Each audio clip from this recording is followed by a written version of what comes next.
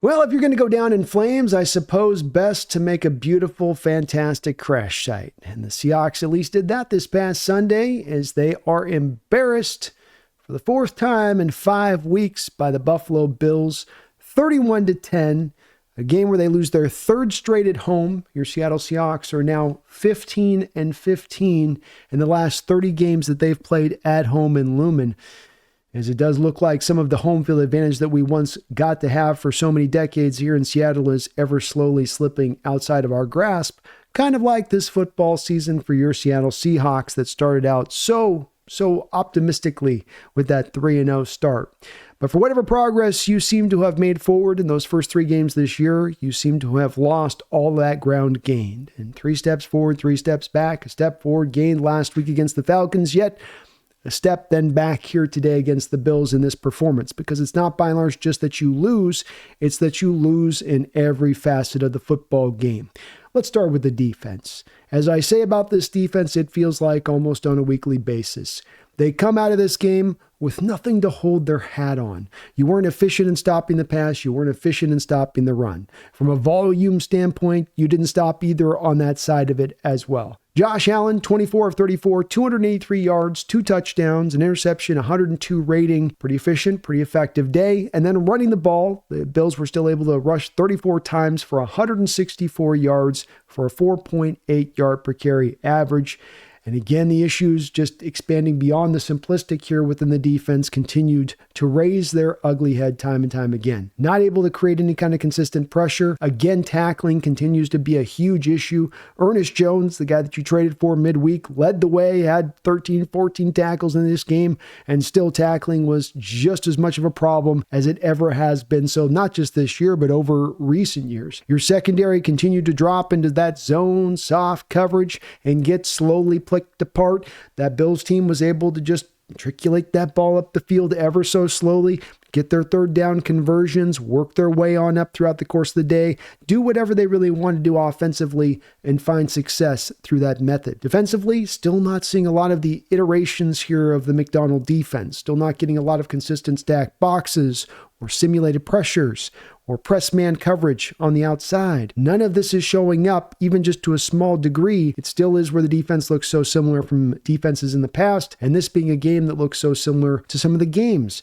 that we've played in recent past history. But it gets rough from a defensive perspective coming out of this game, where there's nothing that you can lean on to say, here's something that we can build off of in this game. Here's something we do well on a weekly basis. We stop the run or we create turnovers. Again, in this game, you weren't able to really create much in the way of turnovers, though Josh Jobe made a fantastic play, ran the route better than the receiver, was able to jump the ball in front of him, pick it off there, almost take it down and almost house it, gets tackled right about the 8-yard line. Your offense comes out with a 3-play successive sequence that's just awful. It's boring and unimaginative down there around the goal line. And then Mike McDonald makes one of his real probably poor calls as a head coach here to start out this season, where you can choose to go for it on 4th down. You're down 7-3 at this point. You can go for it in that moment. This is after the interception, or you can take the points, 7-6. Then even if the Bills score there, you're still within a touchdown in this game. And the conditions at this point on that drive is that the rain is going almost sideways with the wind, meaning it's not as easy to execute all of what you want to do offensively speaking, say nothing of being down DK Metcalf in this game. Yet McDonald decides to go for it in that moment, real big hinge point in this game, and you have the snap go right over the top of Geno's head because it's as slippery as the ball with Connor Williams. He hasn't been the best snapper necessarily at times this year, but the ball whistles right over the top of Geno's head. Your 4th down gets unconverted, and you give the ball back to the Bills without even a single score. They go back and score on you down the field, and you get your real worst moment from the defense in this game, which wasn't about you not tackling a guy or allowing a big play over the top. There was plenty of that, but it was actually about Jaron Reed and Derek Hall. You have a 3rd down play as the Bills are driving off the back of that missed conversion by your Seahawks, and Josh Allen breaks the pocket. He throws the ball late. He's a little errant on his throw. You have Derek Hall, who then lays a very late hit on Allen. Now, did Allen play the theatrics? Did he do the flop move there? Yeah, he absolutely did. But Hall has to be too smart in that situation not to do the unnecessary penalty. And that's something that's going to stand out about the Hawks when I talk about this game in real full, is the unnecessary penalties.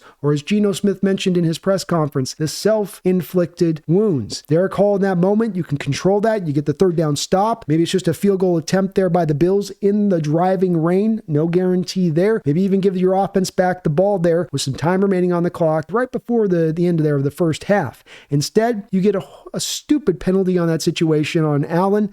And then Jarran Reed, as so many people here in the Seahawks fandom have been asking for weeks, where is the leaders? Where are our leaders at? We need more leaders to step forward on this team. Well, Jarran Reed just does what everybody's asking for. He steps up in that moment and gets right up in the face of Derek Hall, as he should, as a strong leader does. That's a stupid, unforced error there by a player on your team, and that's what a leader's got to come up and say, that can't happen. This just changed the whole trajectory of this game by giving them the free first down there that you didn't have to do. We had this executed. We had this done.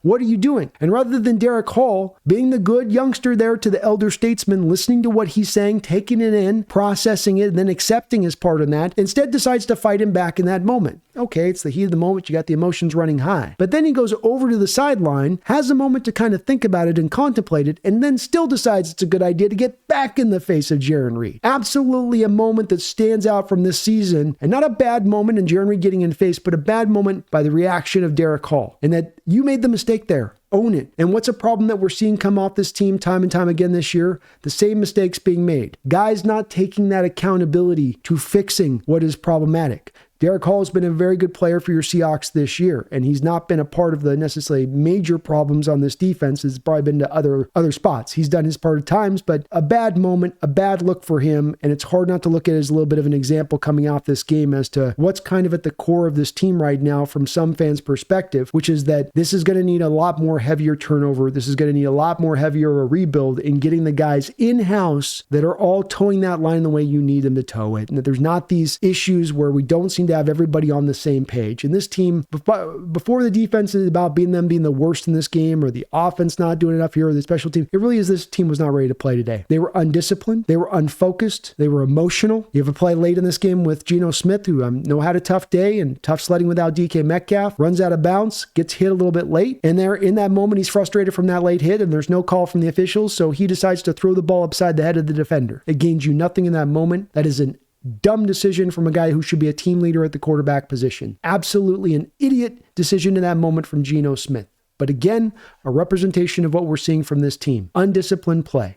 And this isn't anything new under Mike Macdonald. This is something that he's inherited here off the prior regime. It doesn't let him off the hook. He's responsible for now. He owns it right now. He needs to get it corrected and get it corrected fast. But it's what you felt from this team all across the board, from everybody all aligned. From how your offensive line played, how your receivers played, how your defense in full basically played, nobody just seemed ready to go. Nobody seemed ready to stand up toe-to-toe in this matchup against this very good Buffalo Bills team. Props to them. They took this win. They earned this victory. This was not handed to them. Hell, they had problems at times with themselves playing a clean game. A lot of penalties on their stance, but it didn't hold them back, didn't hold their offense back at all. They were able to execute and do whatever they wanted. Offensively for your Seahawks and Geno Smith, they tried to run the ball early on. As we've seen in many of these games, you're getting no push up front. The Bills were down their two starting linebackers in this game, essentially, when you think about Matt Milano being out and then Terrell Bernard also being out, but that didn't faze them in the least. You would have thought those guys were starting the way that they played us in the run game, where we were basically about averaging a yard on the day cumulatively between Charbonnet and Walker. This then put the onus, of course, on Geno Smith to carry the day with the passing attack. He doesn't have DK to then keep teams in the too high shell, so that you've got to draw that double team over to DK, have him run some of that coverage off so you can open some of the stuff underneath for those other guys. That didn't exist today. You saw the Bills willing to drive that eighth man up into the box, first to defeat the run, then to defeat any of the short routes that you were going to try to run. And unfortunately, neither Tyler Lockett or JSN was really at seemingly creating much separation out there. Throw Bobo in there as well. And so it was just going to be a tough day of sledding here for your offense in this one. Not surprising without DK in there, but you would have thought maybe able to get a little bit more done. Grubb is still struggling to kind of find, I think, his quiet rhythm. Some of it is that he's going to be behind the eight ball here, where he's got league worst pass protection. He's got things like receivers and Tyler Lockett and JSN that don't block particularly well at the edges. So when he wants to run to the edges, when he wants to go pitch plays to the edges, those guys are going to get pushed backwards by cornerbacks. They're going to get overwhelmed. He can't trust that they're going to lay their blocks down. It gets hard to go to those plays.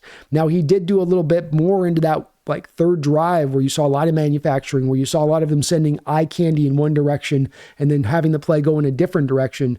but not enough of that consistently to help this offense out in the way that they need to be helped out in this day. I can't throw any blame on any one party on this when it comes to the offense or defense. Everybody did their part in this one. It was a team effort. Even the special teams unit, which played really good early on in this game in the respect of Dixon, had some great punts. He had one punt where he almost got it blocked, and those kind of punts, they tend to be shanks where you barely get 30-yarders off, and he still boomed it and still flipped the field position game on that side of it. But then Mr. D. Williams, oh, the gift that keeps on giving, the Muff Man, strikes again. We saw about a week ago there with the Niners, him stick a haphazard hand up as a ball's bouncing and it knock off his hand. And for some odd reason, the NFL replay people don't have the view that showed it obviously knocking off his hand and being a fumble. Went uncalled, got away with it last week. In this game, you have kind of a similar play. He's over there with his hands shaking as he's about to try to catch the punt.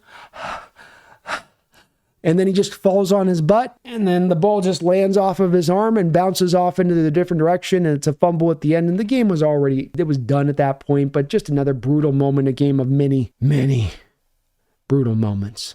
So not really anything at all of good to talk about in this game, and that's hard. Most NFL games, you can at least find something that you can kind of glom onto that you feel good about, but you did really nothing of anything really good in this game. And there will be people that will reach to certain parties. Well, it's because you didn't have DK, or it's to the Geno part people will go to, but it's everybody in this process. And that's okay in the grand scheme of things that this team is struggling to find itself. That's not the worst of things to have as a reality that we're facing here under a new head coach. I think what makes it disappointing from my perspective and many fans' perspectives is that you don't feel like you're actually making progress here. This instead feels like a replay of prior years on a weekly basis at times.